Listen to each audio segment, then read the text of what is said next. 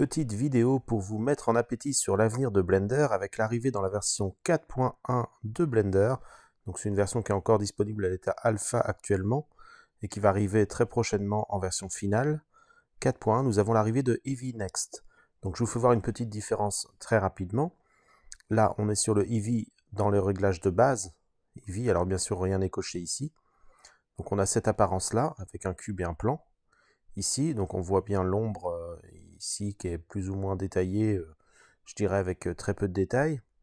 Et si vous passez à Eevee Next, qui vous est proposé donc ici, Eevee Next, et là tout de suite on voit une qualité, un résultat déjà beaucoup plus sympa, avec une précision donc plus sympa, et puis un calcul rapide, tout comme ce que l'on a sur Eevee, le calcul en temps réel, et comparé justement à Cycle.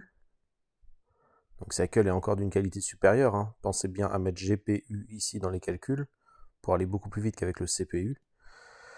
Mais voilà. Et puis aussi, on a quelque chose de très intéressant sur Eevee Next, c'est que l'on peut activer le lancer de rayon. Donc là vous voyez ici sans lancer de rayon, donc déjà on a une ombre beaucoup mieux définie, mais si on coche le lancer de rayon, hop, et bien on voit que l'image est d'un seul coup beaucoup plus belle et réaliste. Alors c'est quoi le lancer de rayon?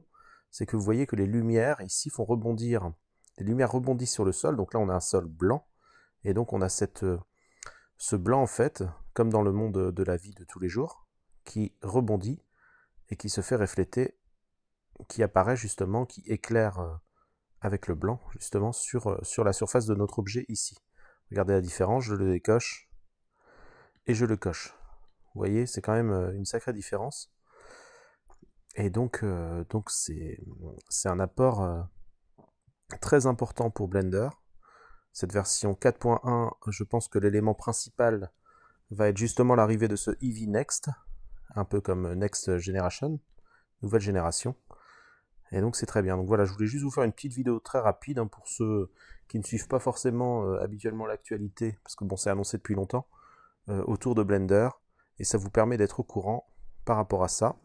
Et puis je vous signale aussi, pour ceux qui ne savent pas, si vous voulez déjà télécharger la version alpha, qui est d'ores et déjà disponible de cette version-là, vous allez tout simplement sur le site de Blender. Alors dans Download ici, vous allez sur Download. Là on vous propose de télécharger la version finale, la dernière version finale. Mais si vous descendez un petit peu plus bas, Go Experimental, et là vous cliquez ici, Download Blender Experimental, et là vous avez accès à la version 4.1 alpha, donc des versions qui sont mises à jour tous les jours. Donc là, quand j'enregistre cette vidéo, on est le 2 février, et donc vous voyez que la version est du 2 février. Vous avez aussi de plus anciennes versions qui sont mises à jour aussi, mais là ce qui va nous intéresser c'est la version 4.1, parce que là c'est des mises à jour des anciennes versions avant la version 4, donc là c'est un autre sujet. Donc je vous remercie beaucoup d'avoir suivi cette vidéo.